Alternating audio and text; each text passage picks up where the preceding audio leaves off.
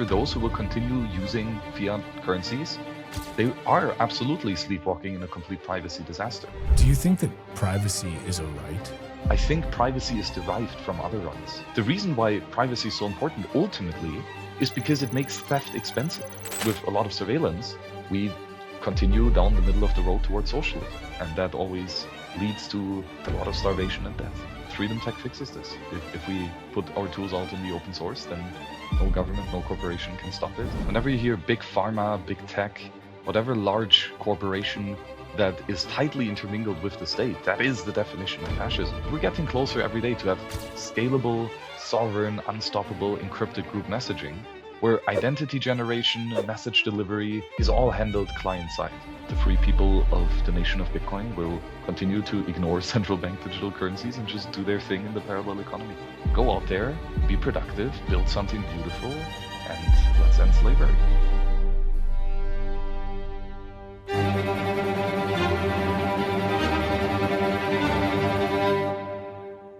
I'm constantly surprised still that Nostr doesn't have more broad adoption, given everything. We were just talking offline, just briefly about this is perfect timing for this chat that we're having. We're going to be talking a lot about privacy here today because you've got a new book that just came out, The Praxeology of Privacy.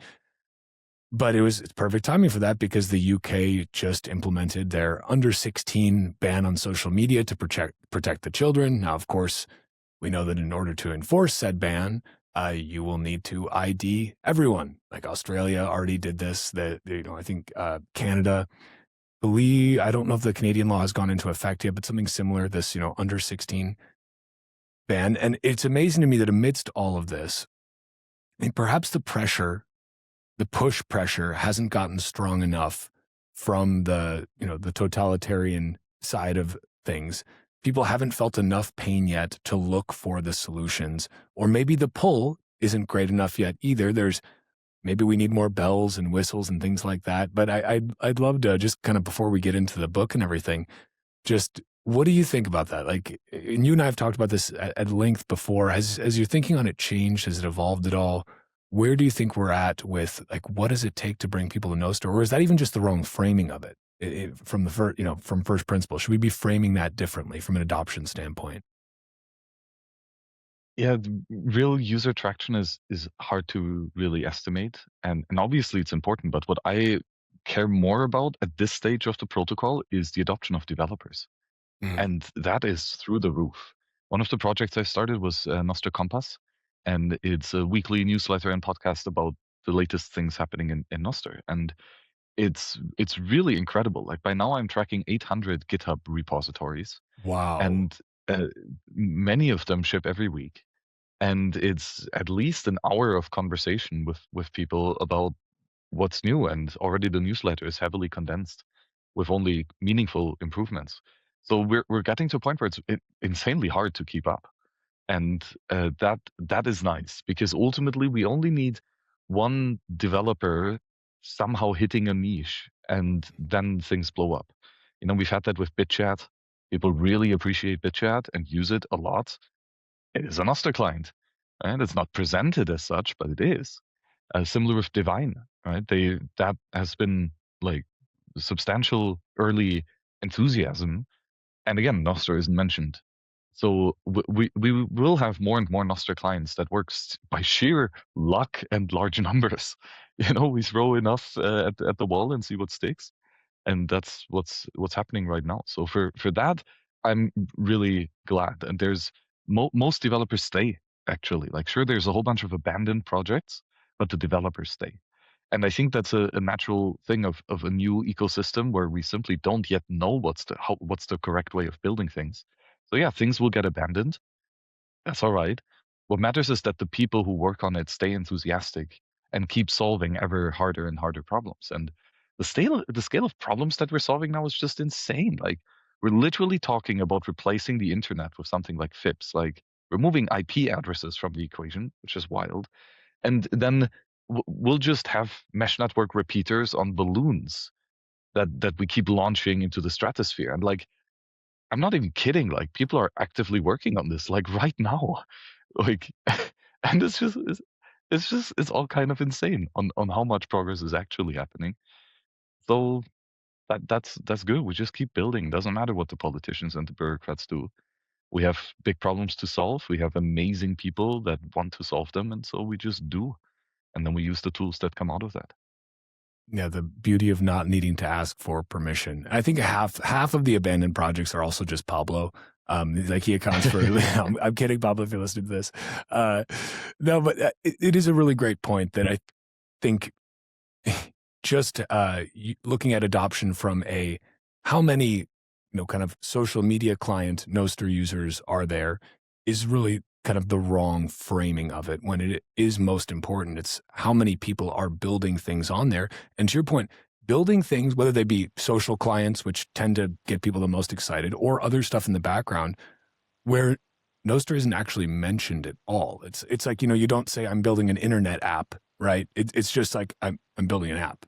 Like I'm building an app. Of course it uses the internet. Like everything does. I think that's where it gets to eventually is where just, yeah, I'm building an app. Oh, yeah, it uses Nostr in the background, but nobody cares about that. Nobody cares what it's using. It's just using a different protocol for communication.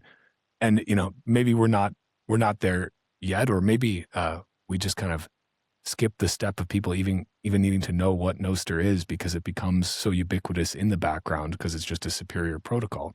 I'm not sure, but I'm glad these things are being built because it was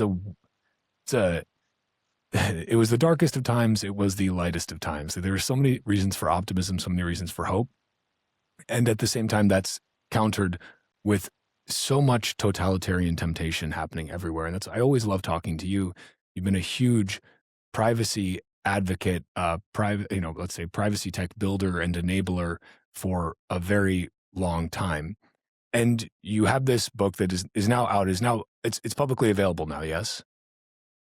Yeah, exactly. The praxeology of privacy. Beautiful. There's two. So like for one, the PDF online version is available for free. The book is published in the public domain, so you do with it what you want. It's also published directly on Nostr. In fact, in Nostr Amazing. are the first and the second edition exclusively, and now the third is also available in print. And it's just cool that you can create books with signed events. It's nice. I like these types of things.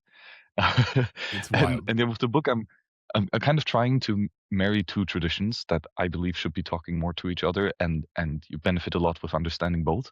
And that's Austrian economics, praxeology part, and the logic of human action.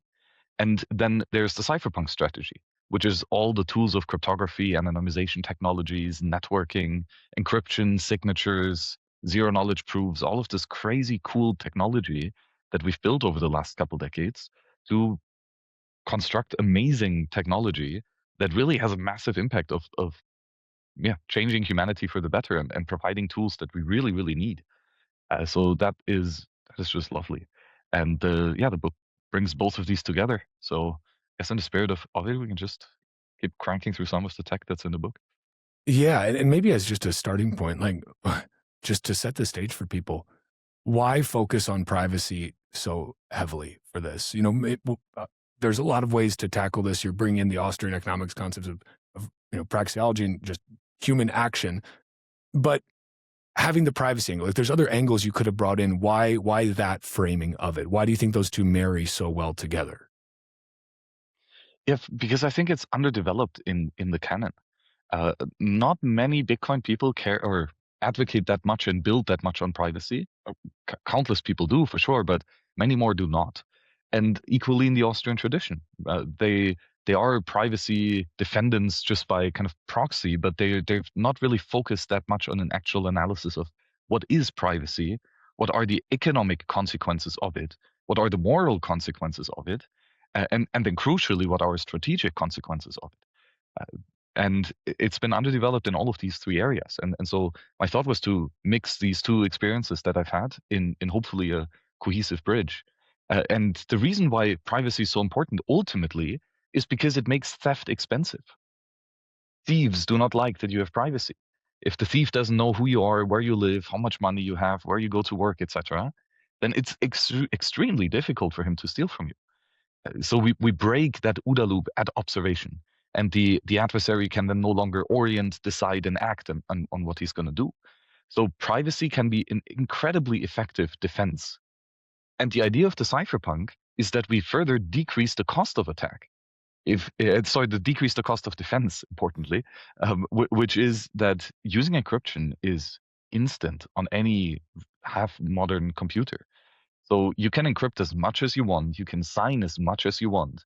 You can use all of these fancy cryptographic tools because they're free for all intents and purposes. The software is free, meaning you can copy it, change it, do with whatever you want with it. But then also the compute cost is negligible. Like we're talking about nanojoules or whatever electricity usage and a computer you already have. So it's really cool to see that we have a technology that not only increases the cost of attack by making it much more difficult for thieves to steal from you, but which means they will do it less, right? If it's too expensive and you steal 1 Bitcoin, but it costs you 10 Bitcoin, then that's not profitable. You'll stop doing it. So that already decreases the amount of attack that will happen in this world. And then if we make it cheaper and cheaper, then all of a sudden you can protect 0.001 Bitcoin, that was in the past too expensive to protect, but now you can because the cost of encryption is so tiny that even small amounts can be protected now, meaning more people will be protected, more goods will be protected, and more users can adopt it just because they're not detained economically from being able to afford that service. So that in combination, that asymmetry of a super expensive attack and a crazy cheap defense leads to a world without violence. And I think that's really worth to pursue. Do you think that privacy is a right? No, not at all. I think privacy is derived from other rights. So again, what is privacy? Always got to start with definitions. Privacy is the ability to selectively reveal yourself to the world. And what that entails is that you own your body, meaning you have the choice over how to move your vocal cords and how to think and what to reveal to others and when and how exactly. These are consequences of your ownership in your own body. And that is the ultimate right, the right to own your body. And privacy is a derivation of that. So it's not a primary right, it's derived from something more foundational. And then it's also derived from your right of property in external resources. If you own a computer and its hard drive, then you have the right to use privacy preserving technologies like encryption, like signatures, like Tor, etc., because it's your computer and you have the right to use it for whatever you want. You have a right to use it in clear text, you have a right to use it in ciphertext. And again, privacy is the ability to allocate yourself and your own resources in such a way that you can choose what to reveal to others. And that is where the ultimate right is drawn. And the whole privacy is a right narrative is kind of like, everyone has a right to a golden helicopter. Like, sure, but like we got to produce it first. And that means it's not a real foundational right. Whereas the right in your body and the right in your resources is very much a defendable moral position. No, and I appreciate that clarification because I do think it is important for us to nail that down. The right gets thrown around a lot, where it should not be. Right. I want to talk to, and we can. I just want to set the stage first before we sort of get into some of the weeds, let's say. But in terms of you're trying to approach privacy, and the way you're setting this up is really as this structural framework, right? Or a structural feature. Like it is something, yes, it is derived from other rights, but it's also foundational in the way that we interact, the way that we act ourselves and the way we interact, the way we coordinate. Do you think, did any of the Austrians frame it as such? Do you consider this to be somewhat of a novel framing in terms of the combination of praxeology and privacy, or did they dance around it more? It wasn't as considered because maybe it wasn't considered as, let's say, economically relevant. What's kind of your analysis of that? Yeah, it has never been much of the focus, but interestingly, privacy is in the word private property. Right? Right. So Yeah. it is actually heavily talked about in a little bit of a different angle, where private property is the right that you have to allocate a good as you see fit. Right, your right to use the wood for either a table or a chair. Right, you can decide what to build with it. And that is again the extension of the framing of privacy is the ability to selectively reveal yourself to the world. that is self-ownership applied in a similar light. And yeah, maybe the definition of privacy kind of comes from that aspect of private property. I'm not sure which word came first, actually. That will be interesting to research. Uh, However, I think that this definition of privacy by Eric Hughes is very much in line with Austrian theory. So probably Hughes was quite in tune with Austrian economics, or at least a cursory view. I would guess that he has tailored his, or was inspired by his definition of it related to the human action axiom. The way that I've interwoven privacy with the human action axiom is maybe in its articulation novel, but not in its conclusion or its definitions. I hope at least. So this is more of a supportive framing of an already existing argument than really an entirely new conclusion. The tricky part about existing today, right, is that while I guess it's kind of paradoxically, privacy encryption has never been easier, right? It's never been easier to encrypt something. It's never been easier to engage in a privacy-preserving way in the digital realm. At the same time, it seems that fewer and fewer people actually give a shit about it. There's so many trade-offs constantly. You know, it's the freedom for safety or the privacy for safety, right? Privacy is almost seen as this easily discarded thing that is sort of first up on the chopping block when any deals are being made or, governments are debating things, right? And I just have to wonder, how do you think we got to this point? Is this a function of the internet age where getting rid of people's privacy just became such a kind of a normalized thing to say? Like it's just very, nobody even bats an eyelash when somebody talks about increasing surveillance or doing whatever, or doing something that is basically a backdoor to increase surveillance. Whereas if you were looking at, let's just take as an example, encrypted messaging, right? Now, what's the analogous state of that in, let's say, just the meat space? Well, that's just having a private conversation behind closed doors. If some government were to say you're not allowed to have a private conversation behind closed doors, people would be up in arms.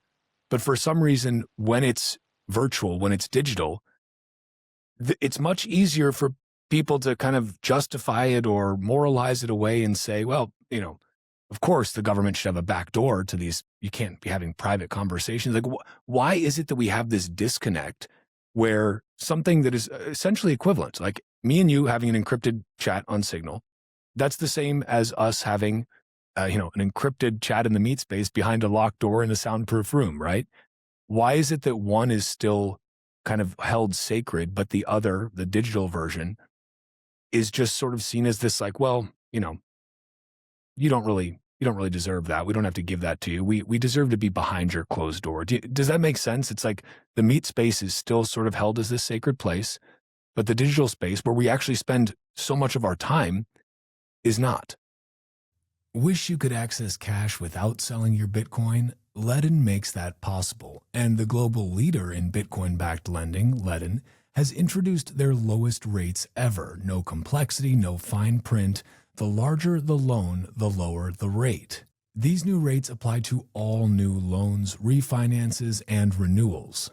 You'll see the rates up front before you apply. The new lower rates come with Ledn's gold standard protection.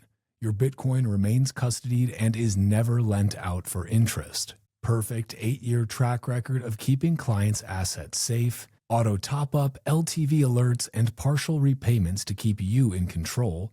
Repay whenever you want with zero penalties or monthly payments. Ledn's perfect $10 billion plus track record through every market cycle in the last 8 years speaks for itself. Don't choose between a great rate and the safety of your Bitcoin. Get both at Ledn. Check out your rate by using their loan calculator at ledn.io/walker. That's ledn.io/walker. If you're hodling Bitcoin personally or for a business, here's the uncomfortable truth. You probably don't have insurance. Most policies exclude Bitcoin, and the ones that don't, they only pay you back in fiat. What's the point of that if you need to claim a loss when numbers go up? That's not insurance, that's liquidation. Now there's another option, BDIC. They're building an insurance marketplace on the Bitcoin standard. One Bitcoin lost equals one Bitcoin paid. They've integrated with Liana Business for enterprise self-custody with personal wallet coverage options coming later this year. If you care about protecting your Bitcoin as Bitcoin, sign up for the waitlist at bdic.io/walker. That's bdic.io/walker. Insurance on the Bitcoin standard. Blockstream Jade Plus delivers robust security with fully open source hardware and software. Its unique genuine check feature ensures your device is authentic, giving you ultimate peace of mind. With versatile connectivity options including Bluetooth, USB-C, built-in camera, and SD card, Jade Plus offers unparalleled flexibility in managing your Bitcoin. Whether you prefer wireless convenience or air-gapped security, Jade has you covered. Its innovative design features a durable metal case, a bright 1.9-inch color screen, and intuitive navigation buttons that make managing your Bitcoin straightforward and enjoyable. Jade Plus also supports secure, air-gapped transactions via QR code signing using the Jade Link storage device, keeping your Bitcoin safe without compromising convenience. Visit store.blockstream.com and use my coupon code WALKER for an exclusive 10% discount on your Blockstream Jade Plus. Protect your Bitcoin, sleep better, stack harder. There's many reasons for this. One worth exploring is that it's the fault of the builders. Builders have built technologies that do not treasure privacy and secrecy of the users. For multiple reasons. For one, because it's easier. Like to create an anonymizing technology is not trivial. It requires skill and dedication and time. And then also the research just wasn't there. 30 years ago when they did the internet, strong encryption wasn't really efficient yet. It was way too slow and expensive. We had to build a massive infrastructure of hardware chips and so on and software algorithms and better cryptographic theory before we could be at a scale where it is so cheap that you can just encrypt by default. So these are some aspects to it, but then the other one is more cultural or educational, where it is not commonly taught that privacy is strictly related to freedom, right? This type of understanding and definition of the word is not really a thing that's common. And combining that with the fact that most tools are just not private by default, it's just it's the water around you. You don't really realize what it is because that's how you grew up and that's what you were taught in school.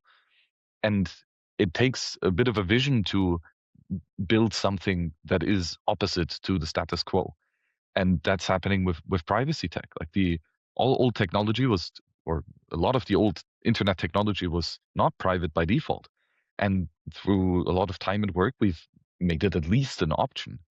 So the people that do require it can have it, and arguably this tech doesn't have to be there for everyone. I mean, more people is great, but the beautiful thing is that the tech works without everyone agreeing to it, and that makes it useful even for the minority of people who care about their security very much. And maybe that has always been a minority. I don't know, but people are trusting and just think that they're safe. And oftentimes it's probably the correct move because defense and bigger costs has always cost time and attention and money. So maybe not everyone has to be super paranoid, Edward Snowden level OPSEC protections. But for those that do need it, I think the tech should at least be there. And maybe over time, people realize that, hey, actually, I've underestimated the importance of this. I thought that the defaults were good. I never really considered it. But now, for whatever reason, I'm starting to think more about the subject and seeing what other tools exist. And look, there's technology that does what I want in a much more privacy and security conscious matter. And it's even cheaper than what I'm using right now and better. So yeah, I'll just move. I think that economic or that technical deployment is what ultimately will move the needle. If we have amazing products that implement secure and private technology at the foundational layer to provide a much safer experience, If those are awesome, then people will use it. And then by experiential knowledge, people will feel what it means to be free and to be private. And I would guess that many of them will like it. Maybe not all, but many. It's true. Once you try it, you can't go back, right? I'm curious too. You uh, kind of make this argument about, I guess, how insidious surveillance really is, in that it violates actual self-ownership and therefore is violating the non-aggression principle, or it's counting as aggression if you're looking at it from the non-aggression principle standpoint. Can you explain that a little bit more? And because I think it helps to highlight people again. It's the water that we swim in, right? We've almost just come to accept surveillance as this ever-present thing that's just always going to be there, and that, well, that's one of the worst things I hear people say is like, that's just the cost of having safety. That's the cost of. I had a German say this to me fairly recently. A great guy, love it, but he's basically like, well, come on, that's the price we have to pay to live in this society, and I just think that's so fundamentally wrong. And I'd love it if you could just sort of explain how that, just the act of surveillance, which seems so passive, is actually an act of aggression. Yeah, the extreme example of this is waterboarding. Right? Someone wants to get a secret and he starts torturing you until you give out the secret, right? He wants you to selectively reveal yourself in a way that you don't want. He wants the secret and you don't want to give it. And obviously, applying physical torture to this is bad. Like, regardless for what reason, but including for the reason to get secrets out of people, you shouldn't torture them. Uh, Obvious. If you have a letter in your house and it's sealed or something, and someone breaks in through the door and opens the letter, then he was trespassing through your house. That's theft. So shouldn't be allowed. And then the interesting part though is what can you do about it? And for one, physical protection is a good one, but then also protection of your resources. You should have a lock on your door, maybe some security cameras, etc. And same for your digital infrastructure. People can just use your computer despite you wanting them. And it's difficult to sue people in cyberspace because, well, they can be totally anonymous. So it's a much more fruitful way to protect your infrastructure against intrusion and to recognize early if anything happens. So, lock down your computers, use secure operating systems, enable firewalls, add all the hardenings that are necessary to make sure that your computer obeys your rules rather than someone else's. And you have a right to do that, right? If what's happening now with Google, etc., that they want to prevent you from installing side-loaded applications, that's a violation of your property right. It's your computer. You should be able to do whatever you want with it, as long as you're not infringing on someone else's property right. And installing an application obviously is a reasonable and good thing to do, or like removing the Google applications. And so all of these big tech companies don't allow you to remove those companies from your life. They want to keep you and keep interacting with you. And then a lot of coercion comes in as well. Like, coercion is when you basically lie about a contract. Or so, yeah, no, not really coercion. I mean, yeah, contractual violations, fraud. And what we have so common is like these millions of pages of privacy policy that doesn't really explain what it is. And then at the very end in small print tells you how all of your data is being stolen. That's not really a forthright contract if you think about it. Like, these are some things that should be quite obviously stated and not in endless pages of legalese. That doesn't have to be there. Just there to confuse you and click next, next, next, so that you don't realize what actually is being taken from you. And yeah, these are some aspects where uh, surveillance really comes in as direct aggression. And then we also have the consequences of that. And I think the consequences of surveillance are to some extent similar as the consequences of money printing. So with money printing, it's theft. And the way that it hurts society is by reallocating resources away from the people who received the newly created money later and towards the people who received the newly created money first. So all the bankers, governments, big corporations that get government money printed at insane rates, they benefit because they get new resources. They can increase their prices first and spend the money on how they see fit, despite not having anyone voluntarily wanting them to do that other than the government, right? So they are a different beast than the entrepreneurs who don't depend on theft. who actually only get paid if they solve people's problems. These are the heroes of the story. And the downside of inflation is that it harms them. People who would have produced something beautiful that people would have wanted to buy can no longer afford it because the price of resources, etc., goes up too much because it was stolen by the money printers. And that leads to misallocation of capital. So we build stuff that we actually don't really need. It's the stuff the government wants. And we don't build the stuff that the people need, right? The actual consumers that would pay for something voluntarily. And that leads to a boom and bust cycle where the economy first flourishes because the government is throwing money at everything. But then sooner or later it will crash because we realize that we've used up all of the resources needed for any of the other projects. And now we have to liquidate and everyone's bankrupt again. These are big issues that the money printing causes. And I think analogous to this, we have similar with surveillance. If you are surveilled and you know that the adversary can see how much money you have, with whom you trade, and what you're buying and what you're doing with those goods, then you change your decisions. You no longer buy the books that are on the government blacklist. You no longer buy the medicine that doesn't have FDA approval, etc. Because, well, if you do something that the dictator doesn't like, he will punish you in whatever shape or form. And we've seen this in the communist empire, where if you were not in the communist party, then your kids would not go to school. And of course, that depends on the surveillance of they know who's not in the Communist Party. Without surveillance, this type of action wouldn't or punishment wouldn't really be possible. And that leads to a similar issue of we produce the things that the government wants, that is approved by the surveillance apparatus, and we don't build the things that the government does not want us to build because they would surveil us and find out about it. So a lot of consumer choices are affected by goods not being purchased that otherwise would have been, which leads to a decrease of valuation for every customer who decides not to buy it because the threat of violence is too much. And simultaneously, it also defeats the purpose of the entrepreneurs. Entrepreneurs who would have discovered and built a product that people actually want and are willing to trade for, they now no longer do this because the customers aren't there, because the surveillance apparatus would punish them. And then they get out of business. While those companies that do what the state wants flourish. So here, again, a massive reallocation of resources, a misallocation away from the producers and towards the thieves. And that's not good. So my concluding argument in the book is that with a privacy aware and a privacy focused society, we will have much more accurate price signals.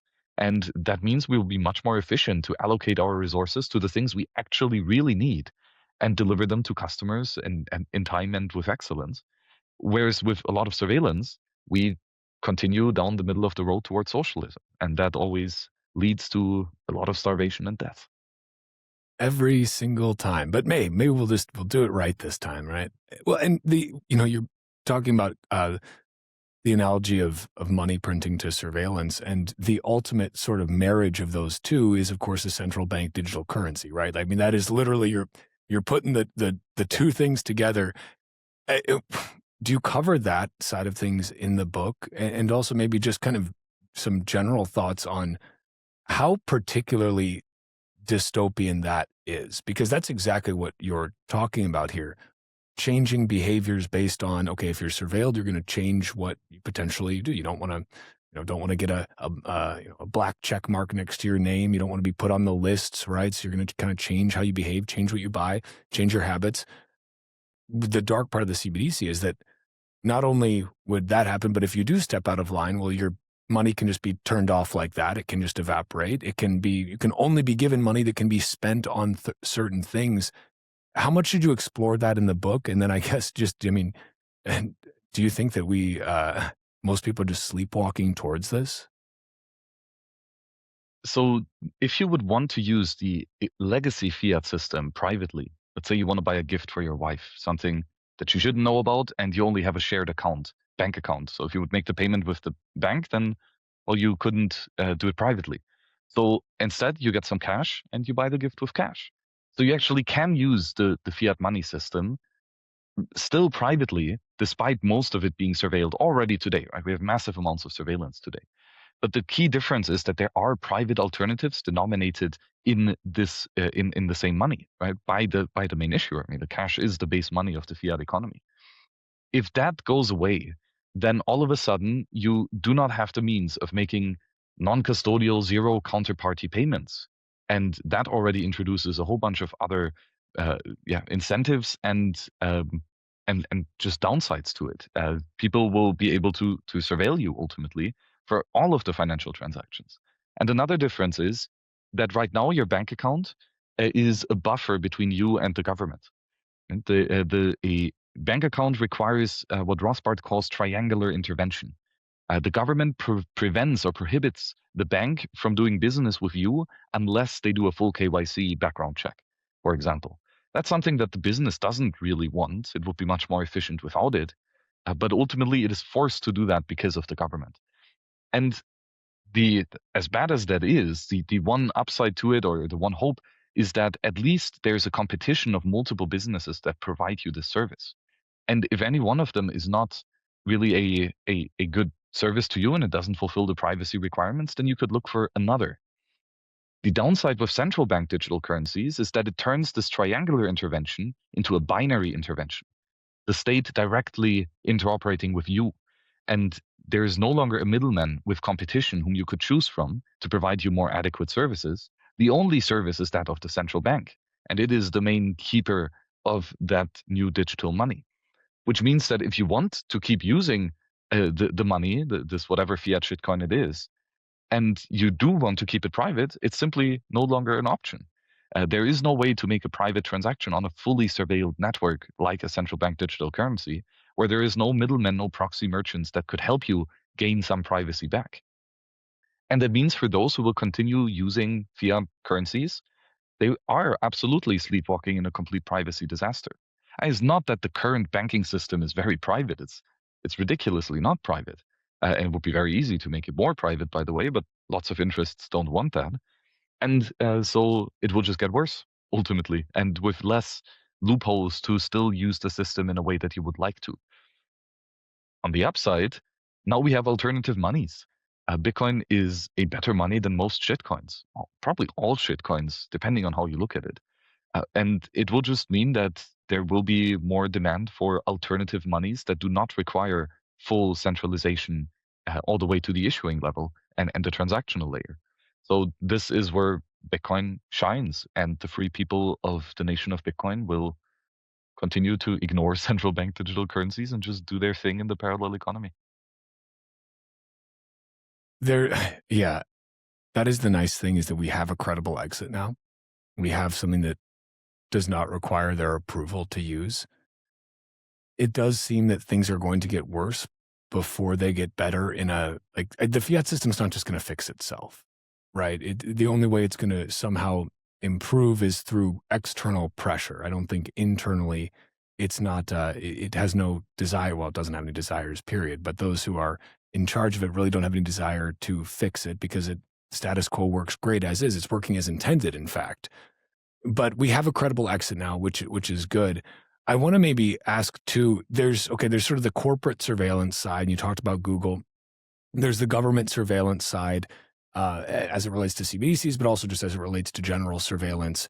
Do you think we're seeing more of a merger of those two happening right now, just because these mega corporations get so big, they actually go to the government asking for more regulations, and it's like, regulate me harder, daddy, so that I can have a larger moat, a compliance moat, a regulatory moat that then makes it impossible for any small upstart to be able to handle the cost of compliance and compete on a level playing field from a technological perspective, because you don't have billions of dollars to spend on lawyers and legal fees and lobbying the government. Are we sort of seeing that sort of merger happening at the top? Are they both operating in each other's interests when it comes down to the largest big tech companies and the state itself? Absolutely. And that's basically fascism. That's what describes our current political corporate system the best. Whenever you hear big pharma, big tech, whatever large corporation that is tightly intermingled with the state, that is the definition of fascism. With a strong government picking the winners of the economy and funneling stolen funds to that organization in numerous different means and strongly dictating the direction of that. And this goes both ways, right? Also, corporations heavily lobbying the government to do the things that would benefit that particular corporation. And this is not a one person or one organization controls the world. This is more of an anarchy system with multiple power brokers trying to win over others and push others down. So this is a very accurate depiction of it, and it's a serious problem. This is not a peaceful system. It's not a free system. It's not an efficient system either. A lot of innovation goes by the wayside simply because the largest corporations can print money and buy up competitors and put their intellectual property behind a locked wall and hinder innovation this way. Happens all the time. And that includes every sector of the economy that is big enough for the government to take interest. And in today's modern economy, there is almost no industry that has not been compromised by government coercion and regulation, which again turns it into a very fascistic system to a larger or lesser extent. So yeah, a huge problem. And I guess Freedom Tech fixes this. If we put our tools out in the open source, then no government, no corporation can stop it. And they're free to use it if they want. It's a better system, but if they do, then their whole game is up. Well, so let's use that bridge to kind of talk about some of the things that you're focusing on right now, some of the different facets of the Freedom Tech stack. Let's say, where's the best place to start for this? Is it best to start with Bitcoin, start with the money, or take this as you will? I know you presented it a certain way in the book, so how would you like to approach it? I mean, this is a Bitcoin podcast, so your listeners have also already heard everything about Bitcoin. Let's Yeah. focus on the other stuff. I like it. I like it. The book obviously has a good Bitcoin section as Yeah. well as Monero, Zcash, Ethereum, and others. So it's not a maxi book actually. But to keep the conversation going here in a more novel direction, I think let's talk more about network level privacy. So the way that the internet works is that we have IP addresses, which are clear names of your computer for all intents and purposes. And if you want to talk to another computer, you have to find that guy's IP address so that you can connect to him through the network. And this is a very centralized approach and does not have encryption in by default. So that means that it's not private by default. And that's an issue. Meaning the website that you visit knows exactly the IP address or precise location where you live and where your computer currently is.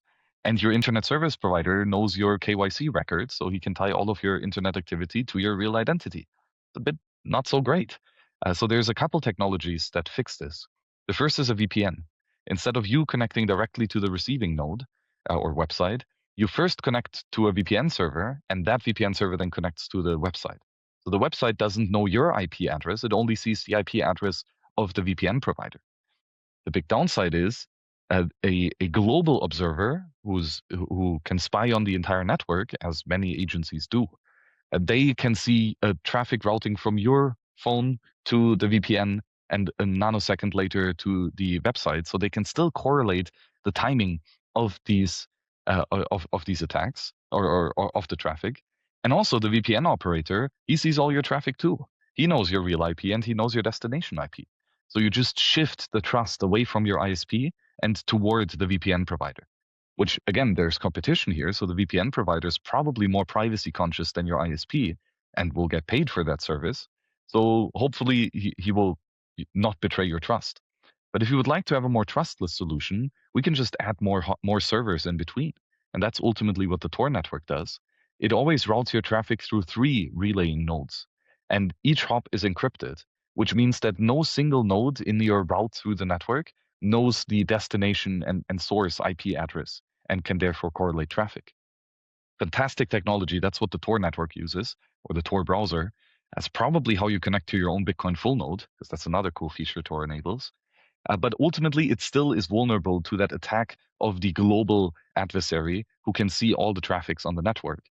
And in order to prevent that, what we have to do is just add some random delay in the relay nodes before we forward the message. So a relay node receives your packet, it waits for a random number of seconds, and then it forwards it to the next node.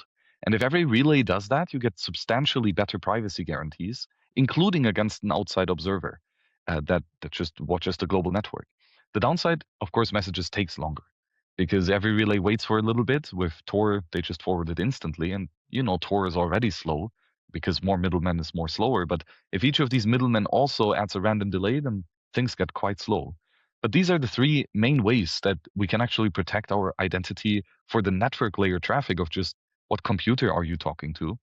And that's an important baseline that by now, thankfully, most Bitcoin wallets have deployed by default. You can usually turn on Tor in your Bitcoin wallet, and that will make sure that your Bitcoin addresses are not tied to your IP address.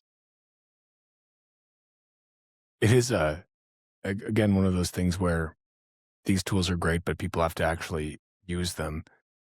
Is your vision that these become more, like you said, with Bitcoin wallets, just more commonplace? Like it's not even like necessarily a question, it's just something that's built in. Do you think we have to get to that level more broadly for there to actually be a meaningful disruption of the surveillance state? Because obviously, like, okay, us individually engaging in best practices, like that's all that we can personally do, right? And that is like enough for us right now, right? It's good for us to do that. In terms of disrupting the larger panopticon, let's say, uh, is that something you think that we ever actually get to, or will it always just be individuals acting for themselves in their self-interest, the self-interest of their family, their local community, themselves, though primarily, and that still is enough? Well, there's this concept of the anonymity set, meaning your privacy depends on the size of the crowd. If you're the only one standing on stage, it's very easy to pick you out. But if you're one person in a crowd of thousands, more harder to track you. And therefore, the more users we have, the better the privacy for everyone. And that's true for most anonymization technologies. And therefore, yeah, we should absolutely keep onboarding people to secure and private technologies. And it also matters a lot about the people whom you are interacting with, because you might be perfectly anonymous. But if the people that you talk to are not, and their computers aren't secure, and someone has hacked them and can read all the signal messages that they receive, then you having perfect encryption on the transit doesn't help you because your friend is compromised and everyone can see what he's seeing. So that means your conversations aren't private at all, right?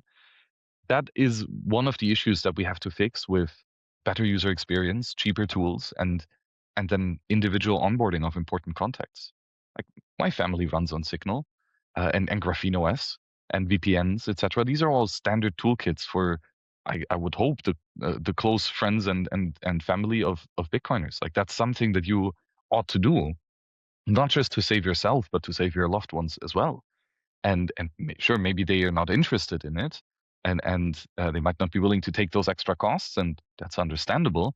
But still, for important conversations, do an effort to onboard the people whom you care about, and make sure that they're more secure. And yeah, the larger that crowd of people who don't care, the more easier it will be to pinpoint the actually privacy conscious people. And that's an eternal fight. I hope that with better technology we can win in this race ultimately, but there's no guarantee. Let me ask you too. You talked earlier about Tor, and I think that's something that I would assume most people listening to this show have hopefully heard of and used Tor at least in some capacity, right? In terms of maybe less known technologies right now, less known stacks, we were talking about Nostr just at the very offset.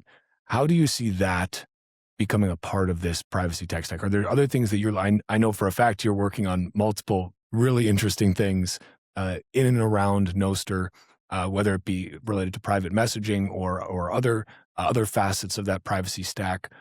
What can you tell people about that they should at least look into, that they should focus on, or that perhaps is up and coming and will be something that they should absolutely pay attention to and incorporate into their own privacy stack as we go forward? Yeah, there are so many cool technologies to think about here. Let's stick Nostr related and just explain why it is such a powerful aspect. For one, because your identity is not tied to any company. With Google, Facebook, all of these big tech giants, the company gives you your identity at their leisure, which is wild because they can just take it away. They can write messages that look like they're from you, but actually they're fake. And if you log in, even when you're not posting something, they know that you're reading it. And all of that algorithmic presentation of content is insanely dangerous. It, it's to a large extent mind control because the mind takes in what is presented and thinks about it. And so if someone else controls exclusively what you think, then that's an insanely big power and responsibility that they have. So they've of course taken advantage of this, and they feed you advertisement and slop and enraging content. It's just not good for you. And if you continue staying in those platforms, you don't have the privacy to opt out of this. They will decide what you see, and they will decide what information of yours is going to be reached by your readers or listeners. So that's a huge problem. Nostr fixes this quite fundamentally, and that's great. Uh, Nostr still has some privacy problems, by the way. One of the biggest open privacy problems, okay, there's two. Let me start with the more interesting one, or least talked about one, and that is that the Nostr relay can see what information you're downloading.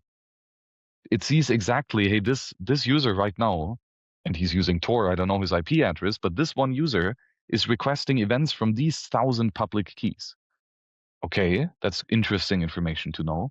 Now let me check all the follow lists of all the people and see if there is a follow list that has exactly these 1,000 pub keys involved. And turns out there's one user who has this exact follow list. So now I'm pretty sure that this is the one user who's requesting the general feed of all of his friends.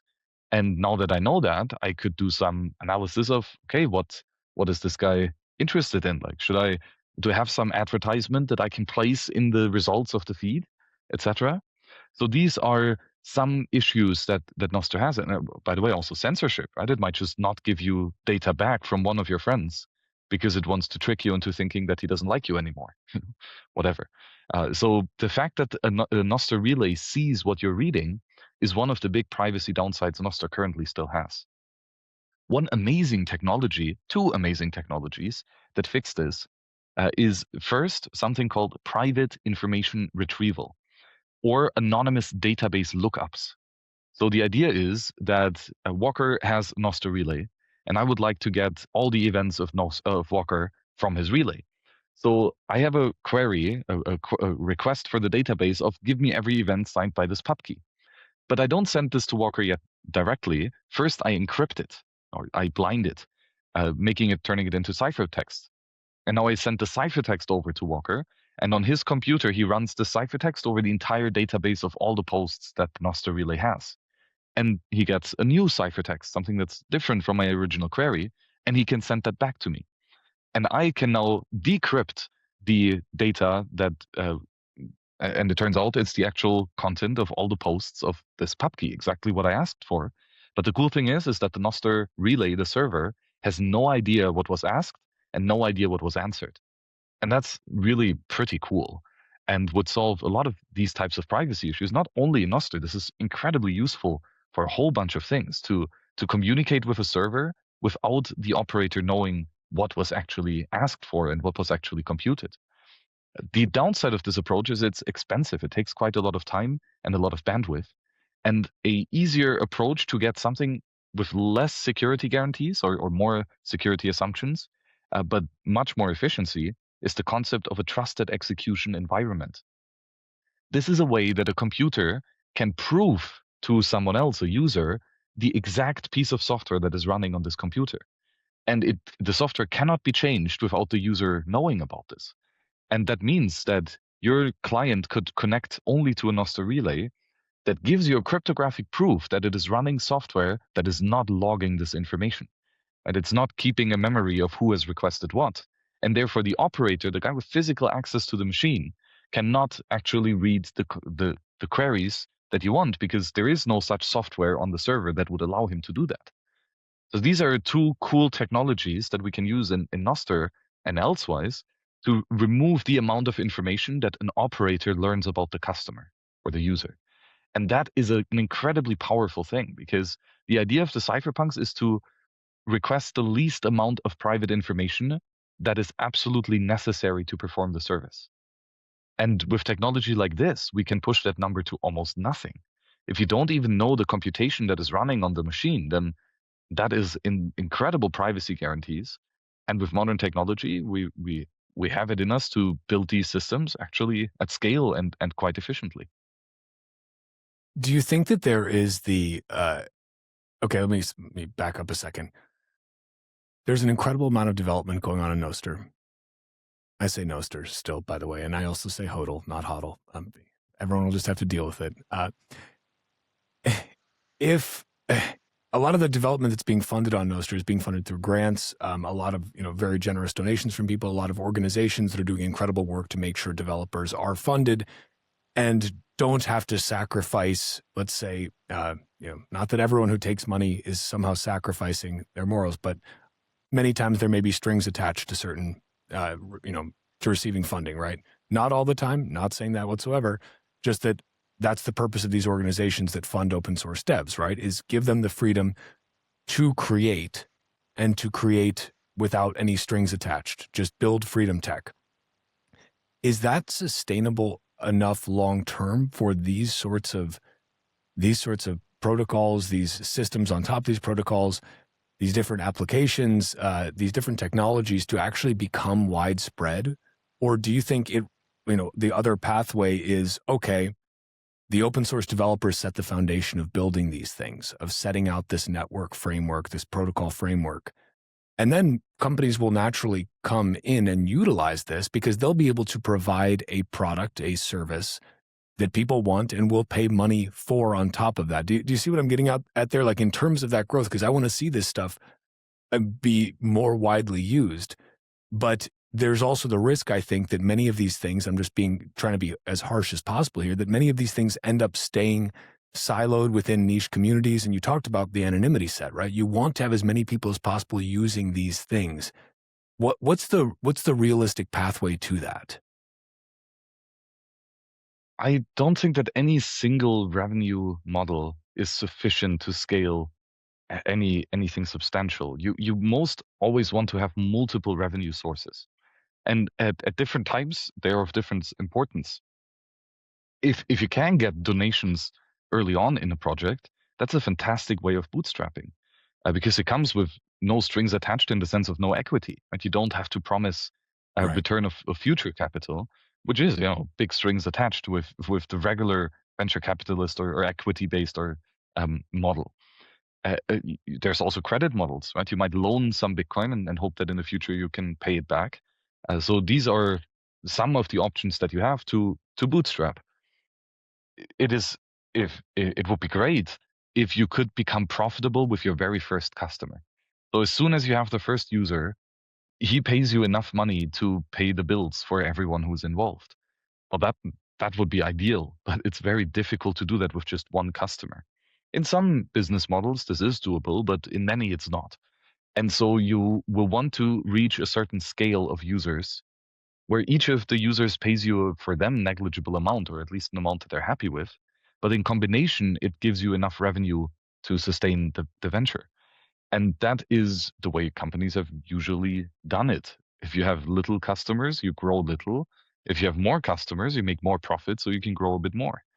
And then that you can combine all of these. I would absolutely apply for a grant on the start of a new project, at least after you're past the MVP stage where you know this actually has a shot of working. Why not? It's relatively no strings attached.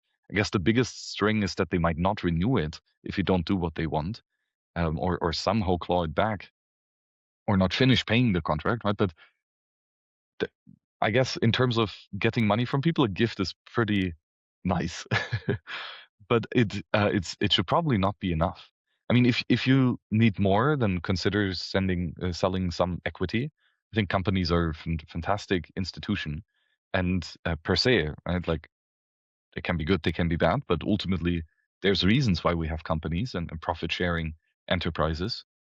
And if that is an option, why not?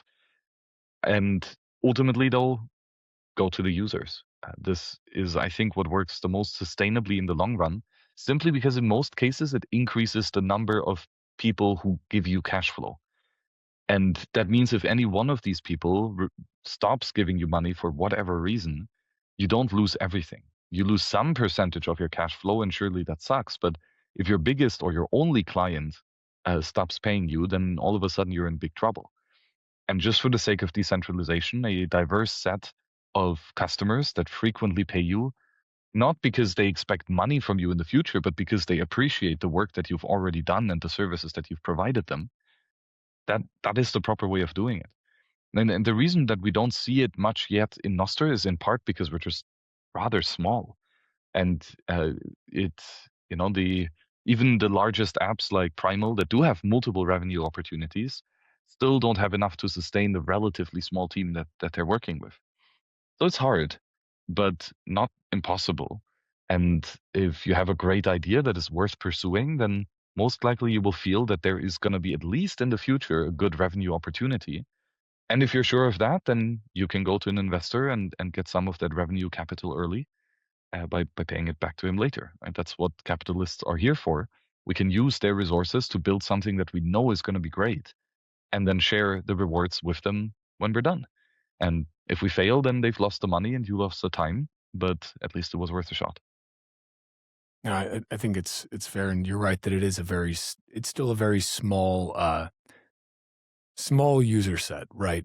But at least from personal experience and talking with people and seeing these apps that often flow very publicly, there is a desire to fund these projects, and people want to. I think that's the thing we've been sort of taught that this freemium economy, right? Or like here's this product you get for free.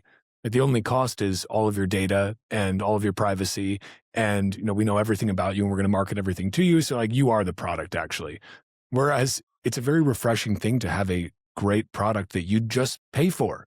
You pay for it because it's a great product and you like using it. But people have gotten so conditioned, I think, especially with again, anything digital, right? People don't expect physical things for free. People expect digital things for free now.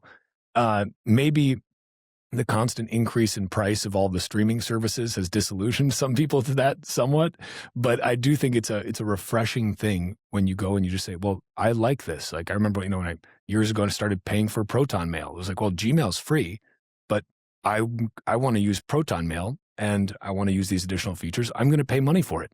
And I'm happy to do that because I'm getting a good product, a good service. We need to get back to more of that. I want to be conscious of time here. But I do want to maybe just get a chance. You talk about operational security as well. We've talked about the digital space. I think there's some other aspects of that you're getting into there. You want to talk about general OPSEC a little bit more, kind of the us ourselves being the weakest link in all of these chains? Yeah, this is one of those super critical ones because if we can't keep the builders safe, then who's going to build the roads? So it's Not the important government. that's for sure. So it's important that we have secure technologies that protect us not only digitally, but physically as well. And even digital security depends so much on digital security at the moment, and vice versa. If someone hacks your email account, for example, it doesn't even have to hack your Bitcoin wallet, but they hack your email account, which is probably easy considering that you're using like a password for the last 10 years and the name of your dog and his birthday. So like everyone knows that. And therefore hackers will just easily break in. And now all of a sudden they see an incredible amount of information. Right? They see when you book flights, when you book a taxi, when you order food.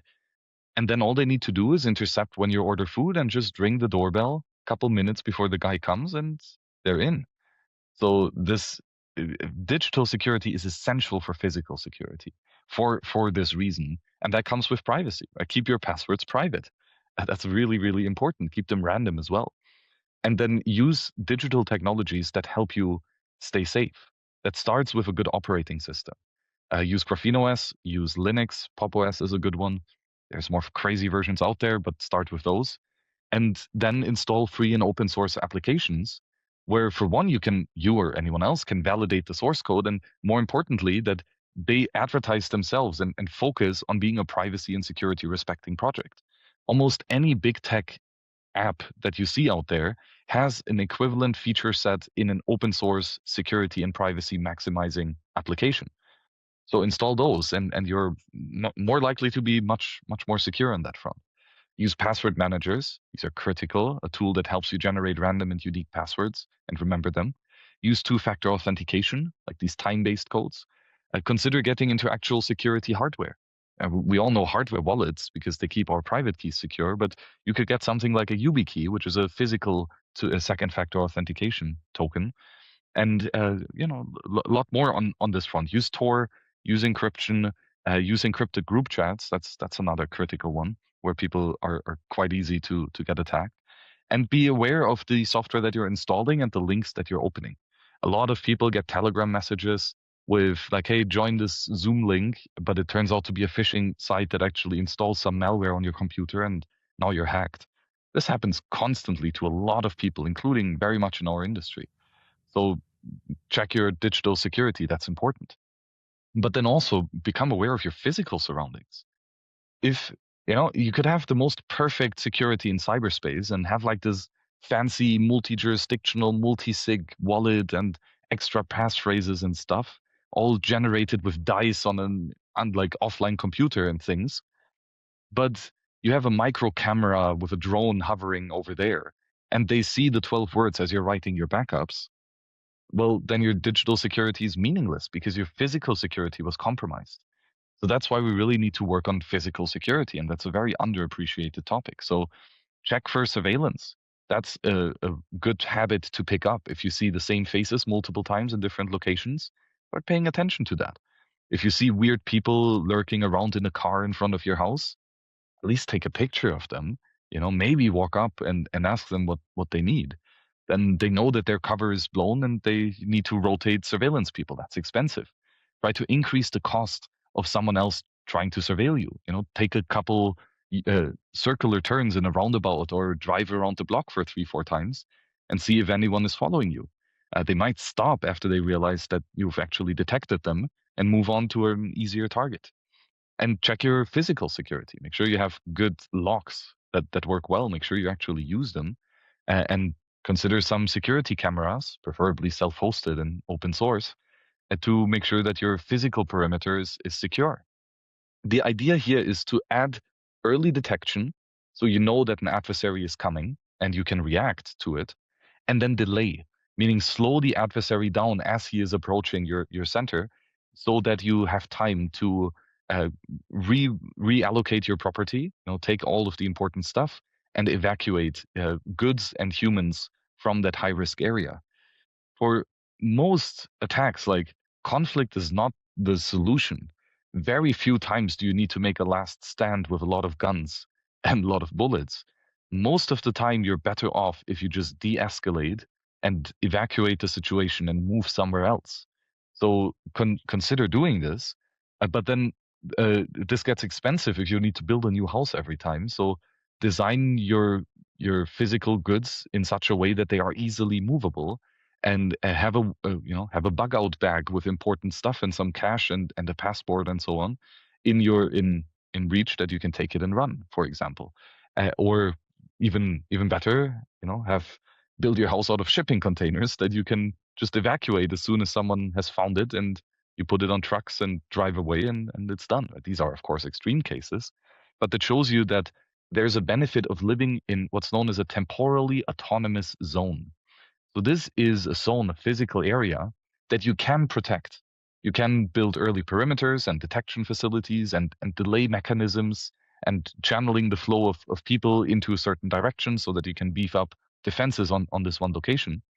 That's an autonomous zone, a zone that you can control and you can delay adversaries from entering.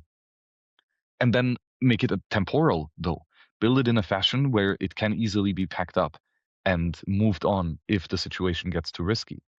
This is, I think, a really, really valuable strategy, and sounds crazy at first, but one realization is it doesn't have to be your property, actually.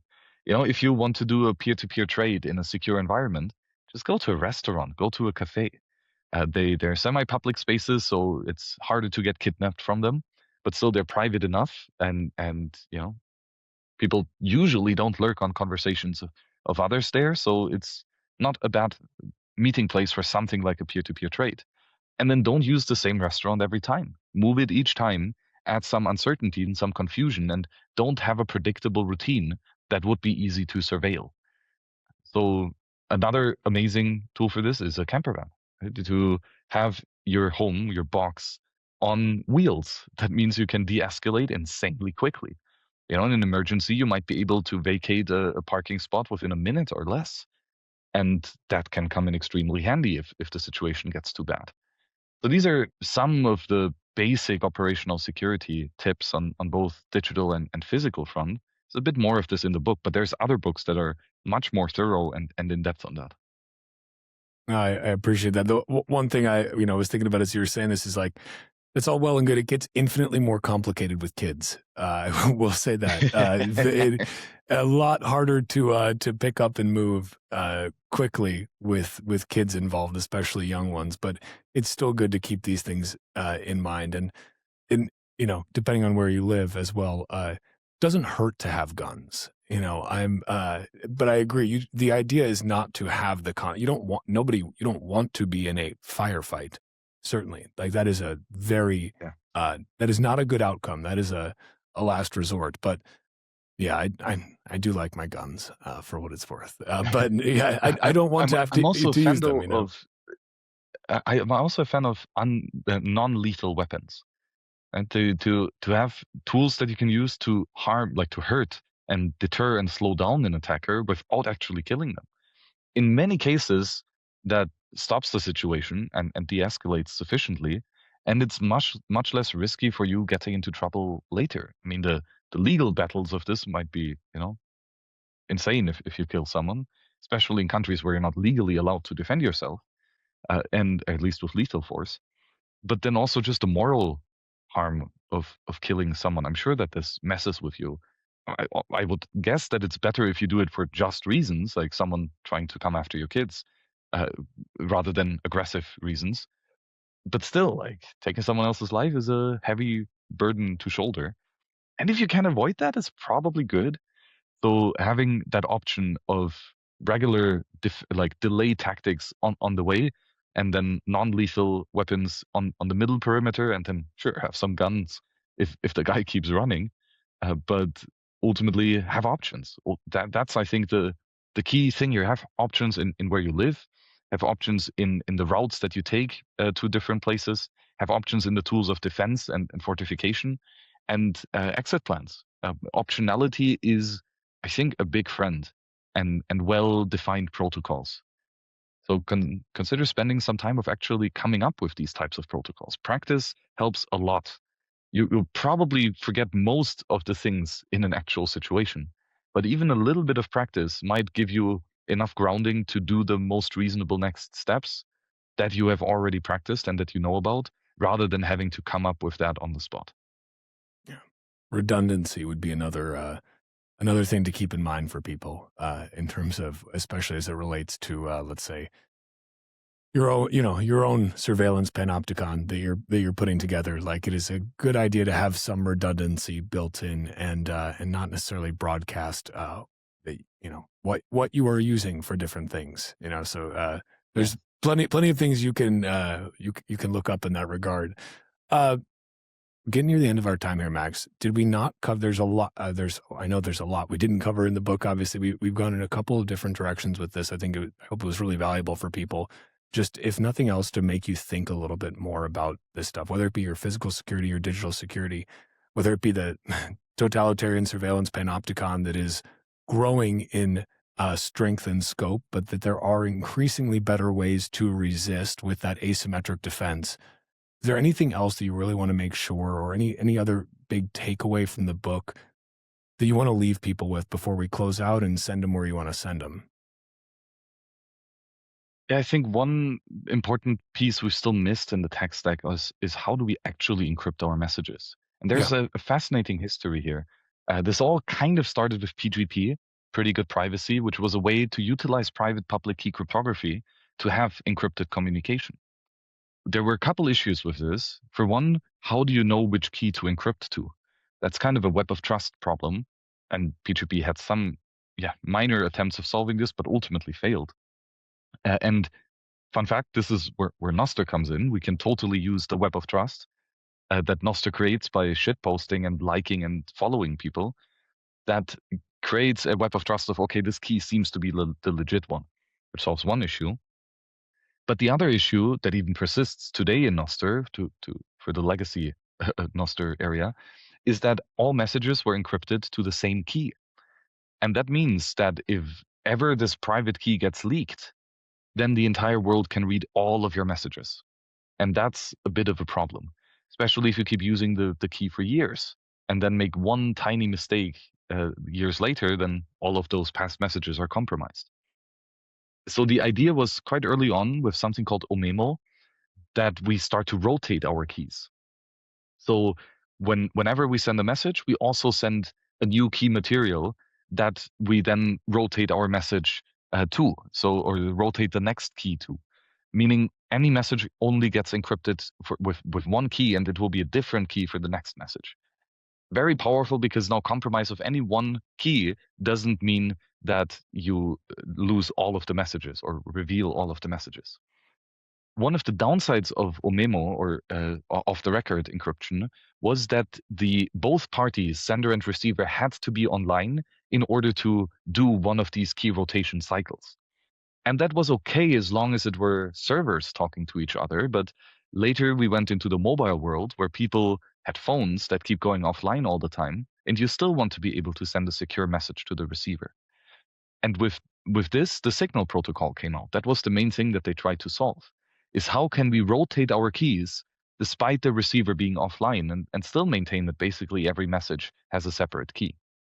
So that was the major achievement of Signal. But I think that there are two issues that Signal leaves open, and they're a bit related. For one is that the identity and message delivery and efficiency of the service depends on one single server. There is one organization, 501c3 nonprofit, that runs a whole bunch of computers, and if they go down for whatever reason, the whole system crashes, and all of your chats are gone, or at least the ability to add messages to chats are gone, and your identity is gone, and you can no longer prove that you're actually the person whom you're claiming to. That's a really, really big problem. And again, Nostr solves the identity piece. We can just create our keys signed off by our Nostr identity, and voila, without any single server, people can verify who is this person that I'm talking to. But the really difficult thing is message delivery. How can we make sure that there is multiple servers run by independent people or organizations, such that only one out of many servers has to be up and running for messages to continuously be delivered?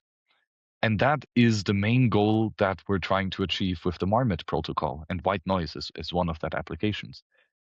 And the idea here is to have a decentralized, encrypted group chats that is from the ground up designed in the spirit of Nostr. And meaning identities are defined by users. Relays are only here to forward messages blindly. They are not trusted for any of the ordering or or integrity checks and so on. And all the logic happens client side. So we've removed a lot of the ability for the central server to spy and to censor messages. And all they do is forward encrypted messages back and forth.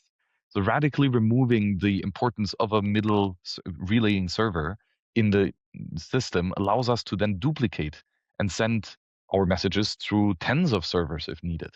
And only one of these needs to be up in order for messages to pass through. And yeah, that turns out to be a really, really hard problem. But we're getting really close at solving this with white noise and the Marmot protocol, actually. So it's still not finally won. It's still a really hard engineering challenge, but we're getting closer every day to have scalable, sovereign, unstoppable encrypted group messaging, where identity generation and message delivery and consensus on how to encrypt messages to a group is all handled client side. And that is a really, really fascinating future, because it removes the last problem with Signal, and that's that it's that it's centralized. And that also results then in there's only one application. Like there's only the Signal app. There's some minor forks of it that change a little bit, but there's no real from the ground up new implementation of Signal. And so you're kind of stuck with one app. And again, building something in the spirit of Nostr means that the first priority is you build the specification. You write exactly these are the steps that the computer needs to take in order for messages to be delivered. Then second, you write libraries, meaning all the developer tooling that is needed for a third-party developer to integrate with this protocol very easily. Should be like a one-shot prompt in your vibing session. And you should have a new implementation of that same specification using the existing libraries. And so the third priority, in my opinion, is the final layer, the applications, where you can now have hundreds, if not thousands, of different user interfaces that all speak the same protocol using shared libraries, so that we have a plethora of different user experiences that we can try and see if anyone likes them or not. And that's the goal with Marmot, to have unstoppable group messaging, not only by the fact that identity is decentralized and relay delivery is decentralized, but also that application development is decentralized. And there is no team that by themselves has the power to control all of the important aspects of the protocol, the libraries, the applications. If we have that, then we've solved yet another phenomenal quest of the cypherpunk. The first was to decentralize communications, and that's kind of the internet or mesh networks. We're pretty good with that, including with FIPS, which I'm super excited about. The other was to make decentralized anonymization technologies. That's Tor and mixnets, fantastic. To make decentralized unstoppable money, that's Bitcoin, obviously.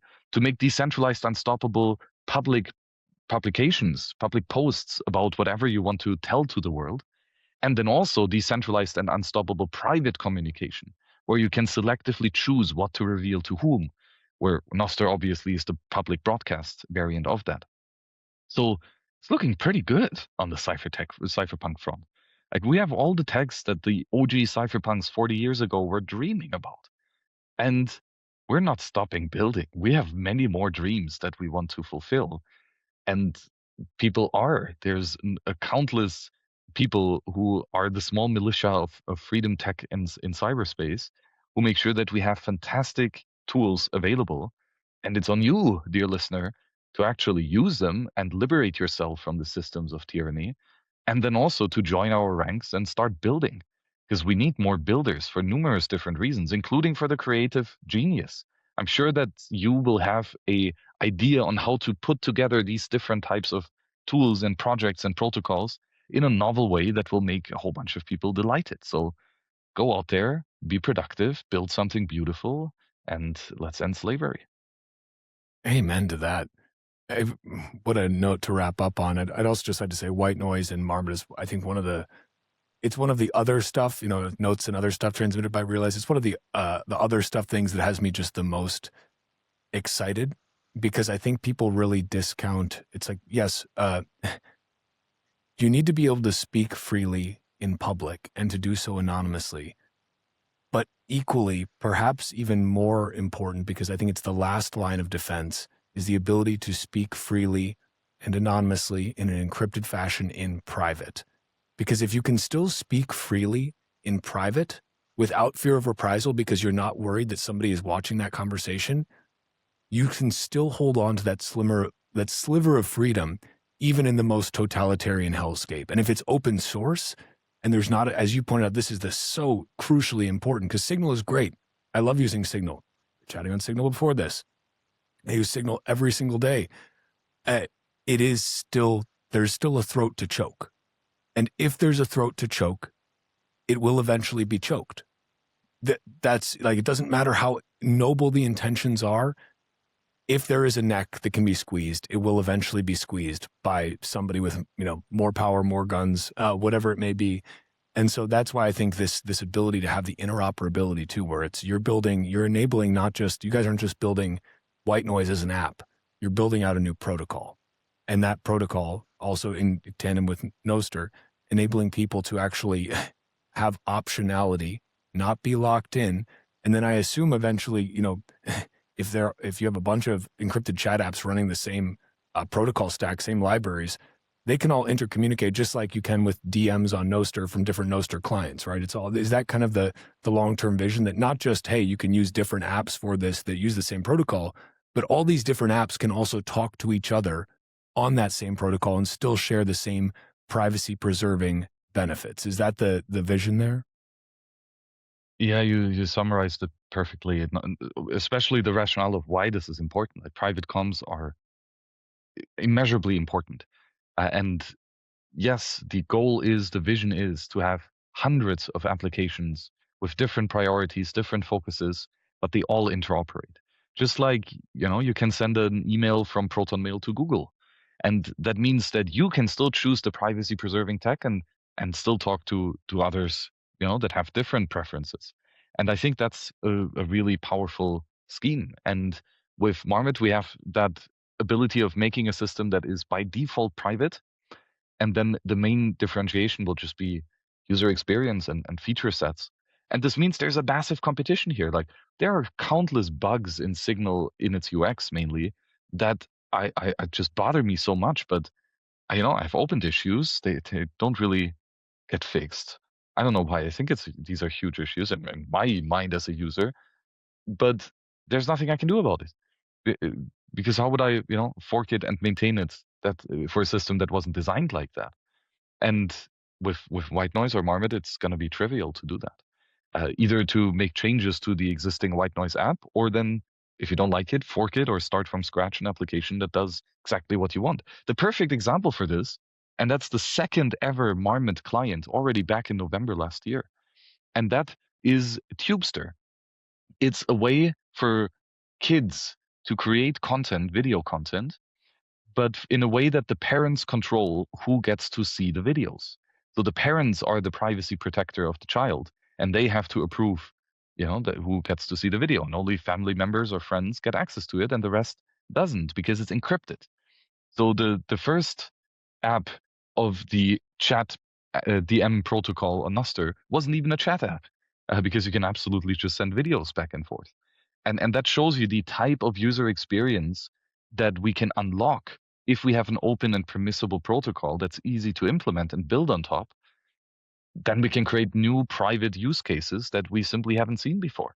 Like there is no, YouTube as on top of Signal, etc. But there is YouTube on top of Marmot, and we can do the same with location sharing, with marketplaces, with Bitcoin trades, whatever. There's 101 use cases that can now be made private, and that's really cool. You can even have a social feed, like a kind one short post feed, only encrypted to people whom you follow. That's totally doable now in the world with Marmot. And that's a totally different UX than what white noise is doing. But we could easily interoperate that and show the feed that your private people send to you. Just another message, but it would look different in our client than in yours, but it would still work. And that's just super exciting. I love that. I actually had not heard of Tubester, but that's a fantastic idea. And especially it really we've come full circle. We were talking about the UK and the under 16 laws, right? It's all about protecting the children. Well, it's like protecting the children comes down to you as a parent first. It's your job to protect them. It's not the state's job. Do not abdicate your responsibility for protecting your children to the state because the state doesn't give a fuck.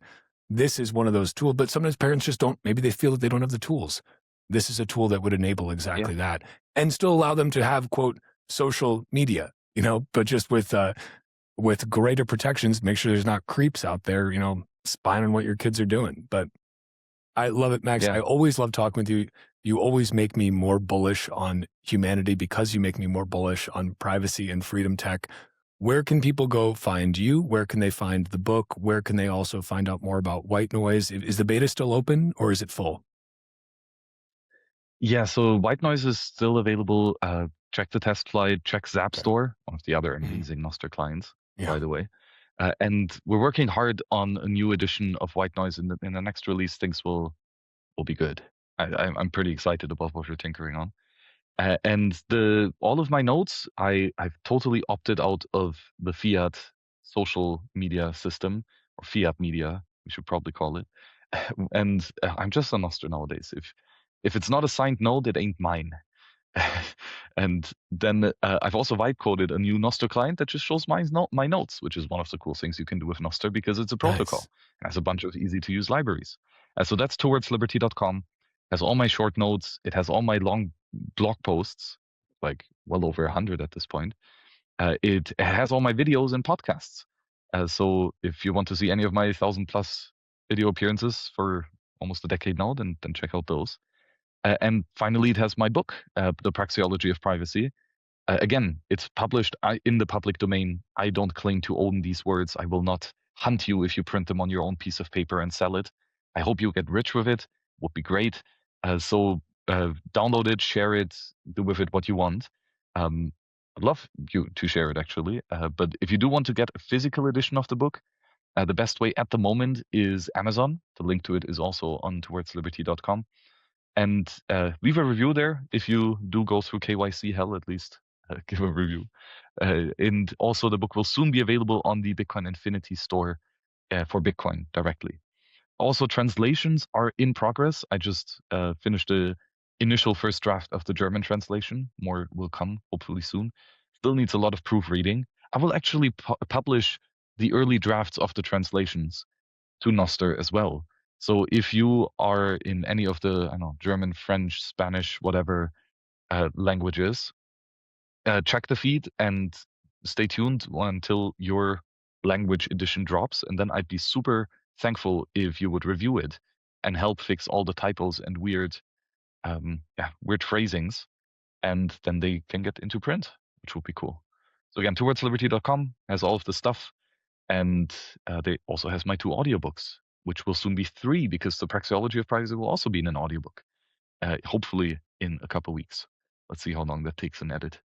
Yeah, I know that process well, and it is a task. But I just got myself a physical copy. I have your digital copy already, and as you said, steal this book. But also, it's nice to if you find things valuable to support them by owning them, and then actually supporting the author monetarily. So happy to do that, and happy to have you on as always, my friend. It is great to see you. Thank you for all the work that you do. Super stoked for people to check out this book and this conversation once it comes out. And the reason I say once it comes out is because if you're on Nostr, you already enjoyed this conversation just now live. So shout out to those who are on Nostr watching this. You can find this podcast live first on Nostr, and then everywhere else you get your podcasts. So Max, thank you so much, my friend. Great to see you. Great chatting. This was excellent. Thanks, Walker. See you on the next one.